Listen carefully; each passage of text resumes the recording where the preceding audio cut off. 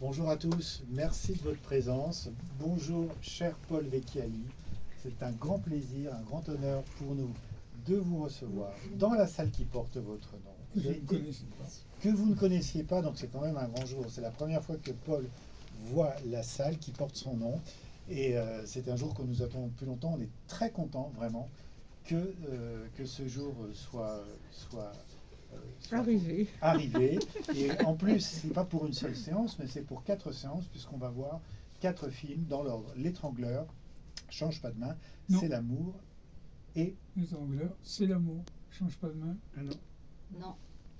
Je t'avais dit que c'était. Ah non. Attention à l'écran. Pardon. Non.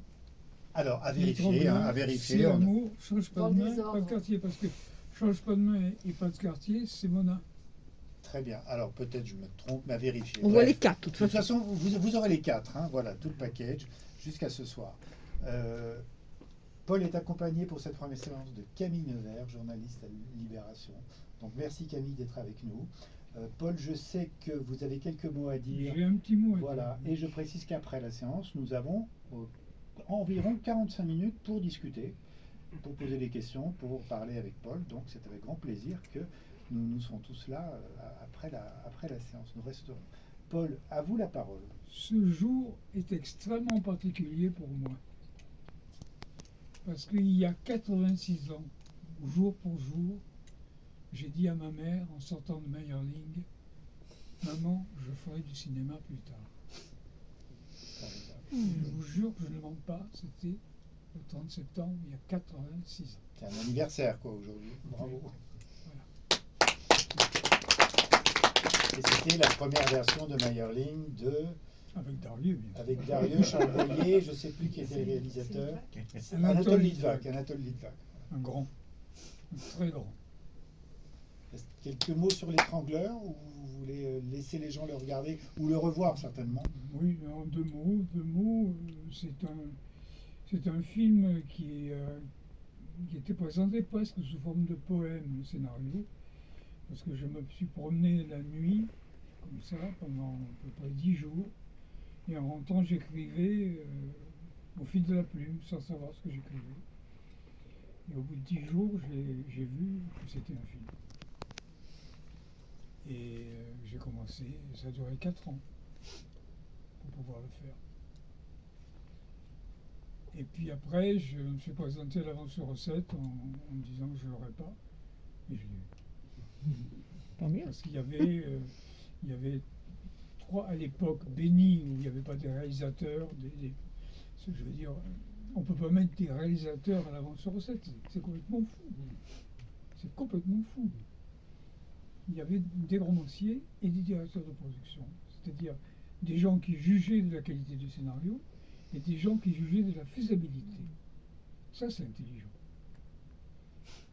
Et il y avait un jour Jean-Luc Curtis qui m'a téléphoné, qui m'a dit « Je veux vous voir ». Ils m'ont invité à déjeuner avec 2 autres romanciers en me disant « On n'a jamais vu ça. On n'a jamais vu un truc, c'est un poème. » Alors vous pouvez compter sur nous pour l'avoir. Comme ils étaient 3 sur 6, c'était déjà réglé. Mais j'ai eu le maximum.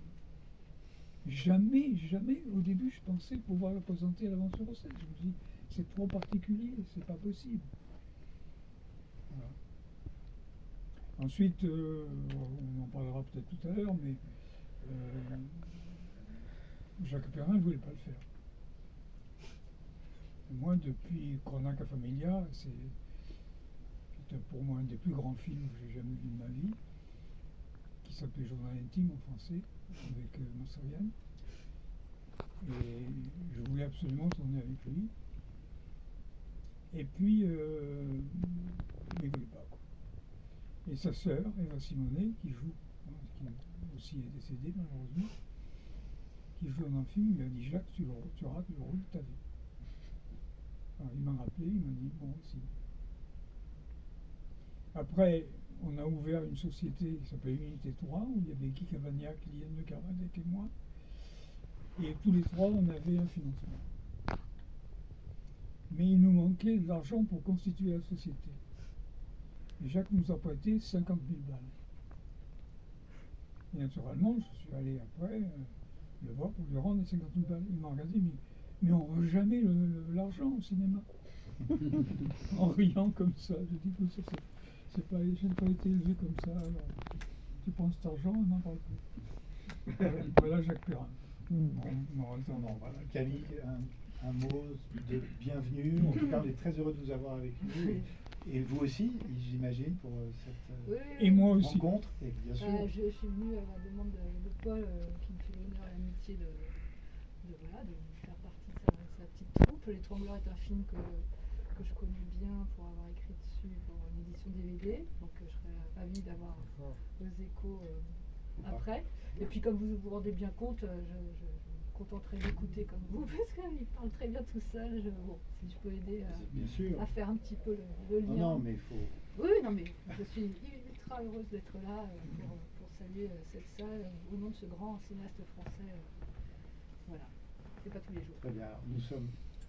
Nous partageons ce sentiment, un des grands cinéastes français à la longévité étonnante, une des plus belles filmographies. Et qui Donc, continue. Et qui continue. Et on est impatient de voir la suite. Qui essaye de continuer. Qui essaie de continuer, mais on n'en doute pas que ça continuera. Ah ben le 4 août, je tourne. Voilà. Formidable. Vous voyez, c'est demain le 4 août. C'est demain. Octobre. Très bien, donc. Le 15 octobre, pardon. Ouais. Alors, c'est vraiment tout de suite. Oui, C'est quoi? C'est dans 5 minutes. Très bien. Alors, l'étrangleur pour commencer. Et puis, Paul et Camille, on vous retrouve à la fin de la séance. Merci beaucoup.